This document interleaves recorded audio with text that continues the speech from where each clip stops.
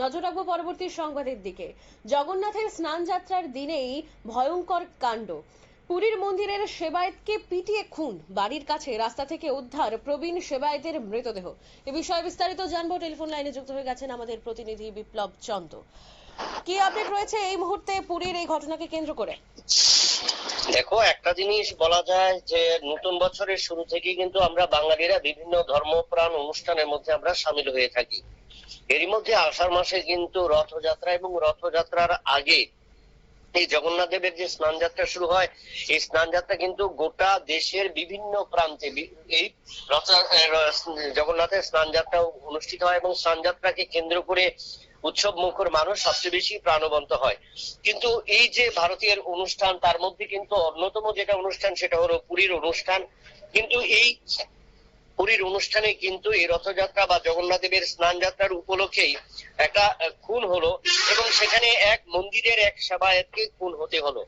অভিযোগ উঠেছে যে তাকে পিটিয়ে খুন করা হয়েছে এবং তার বাড়ি থেকে রাস্তায় উদ্ধার হয়েছে 83 বছরের সেই সেবায়েতের ক্ষতবিক্ষত দেহ। এবং যেখানে এই জগন্নাথ দেবের মন্দির বা পুরীর এই জগন্নাথ মন্দিরকে নিয়ে সবচেয়ে বেশি গর্ব ভারতবর্ষের বা ধর্মপ্রাণ মানুষের এবং রাজ্য সরকারের, উড়িষ্যা সরকারের বা প্রশাসনের, সেখানে কিভাবে এই 83 বছরের সেবায়েতকে খুন করা হলো তা নিয়ে কিন্তু বড় প্রশ্ন চিহ্ন উঠতে শুরু করেছে। তাহলে কি নিরাপত্তা জনিত ঘাটতি রয়েছে? পুরীর মন্দিরের চত্বরে কি নিরাপত্তার কোনো ঘাটতি রয়েছে বা কোনো সেখানে পান্ডাদের সাথে কোনো অসামাজিক কাজে যুক্ত ব্যক্তিরা কিন্তু তাদের সাথে যুক্ত রয়েছে কিনা সেই বিষয়টা কিন্তু উঠে আসছে। যদিও ইতিমধ্যে প্রশাসন সেই 83 বছরের সেবায়েতের মৃতদেহ উদ্ধার করেছে এবং তাকে নিয়ে তদন্ত শুরু করেছে এবং সেখানে দেখা হচ্ছে যে কি কারণে তাকে খুন করা হলো বা তাকে কে কেন খুন করতে পারে, খুনের শিকার হতে হলো। এবং এই যে ভদ্রলোক বা যাকে 83 বছরের সেই ভদ্রলোককে খুন করলো, তা কারা খুন করলো সেই সন্দেহে যাদের চিহ্নিত করতে পারে কিনা বা তার মৃতদেহ থেকে কোনো কিছু উদ্ধার করা যায় কিনা সেই বিষয় নিয়ে কিন্তু পুলিশ ইতিমধ্যে জিজ্ঞাসাবাদ শুরু করেছে। এবং সবচেয়ে বেশি আশ্চর্যের বিষয় হলো যে আর কিছুদিন পরেই কিন্তু রথযাত্রা, তার আগে যে এই খুনের ঘটনা এবং মন্দিরের সেবায়েতের ছিল কর্মে ছিল নিয়োজিত ছিলেন সেই 83 বছরের ভদ্রলোক এবং তার হত্যাকাণ্ডকে ঘিরে কিন্তু ইতিমধ্যে একটা নানা ধরনের প্রশ্ন উঠতে শুরু করেছে। এবং সেখানে বলা হচ্ছে যে ইতিমধ্যে সমস্ত বিষয়টা কিন্তু খতিয়ে দেখা হবে, জিজ্ঞাসাবাদ চালানো হবে এবং কার সাথে তার গতদিনে কাদের সাথে তার যুক্ত ছিল বা তার ফোন কল করে বা ফোন ট্র্যাপ থেকে কোনো কিছু উদ্ধার করা যায় কিনা, পাশাপাশি যেই সময় ঘটনা হয়েছে বা এই আততায়ীদের বা সিসিটিভির ফুটেজ দেখো যে আততায়ীদের শনাক্ত করা যায় কিনা সেই বিষয়টা কিন্তু পুলিশ তদন্ত করে দেখছে বা তদন্তকারী দল।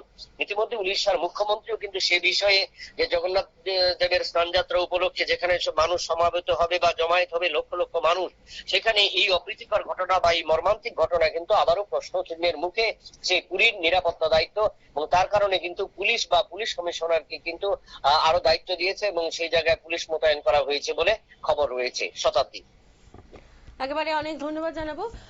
আপনারা শুনলেন জগন্নাথের স্নান যাত্রার দিনেই ভয়ঙ্কর কাণ্ড পুরীর জগন্নাথ মন্দিরে, এবং 83 বছরের এক সেবায়েতকে কিন্তু খুন করা হয়েছে, তার রক্তাক্ত দেহ উদ্ধার করেছে পুলিশ। এবং প্রশ্ন উঠছে, তাহলে কি নিরাপত্তার মধ্যে কোনো ঘাটতি ছিল, সেই কারণেই কি নাকি কোনো অনৈতিক কাজের সঙ্গে যুক্ত ছিলেন? তার ফোন ট্র্যাক করা চলছে এবং বিভিন্ন ভাবে তাকে তার এই খুনের কারণ কিন্তু বের করার জন্য পুলিশ উঠে পড়ে লেগেছে। এবং সেই সঙ্গে কিন্তু উড়িষ্যা প্রশাসনের পক্ষ থেকে আরো অনেক পুলিশ বাহিনী কিন্তু মোতায়েন করা হয়েছে, কারণ আর ঠিক 14 দিন পরেই জগন্নাথ দেবের রথযাত্রা। এবং স্নান যাত্রায় যদি এরকম ঘটনা ঘটতে পারে, জগন্নাথ দেবের রথযাত্রার দিন আরো অনেক বেশি ভিড় হয়ে থাকে, সেই ভিড় যেন সামাল দেওয়া যায় সেই কারণেই কিন্তু আরো অনেক বেশি করে নিরাপত্তা বাড়িয়ে দেওয়া হয়েছে বলেই খবর। কিন্তু এখন প্রশ্ন হচ্ছে, সেই খুনটা করলো কে এবং কেন করলো?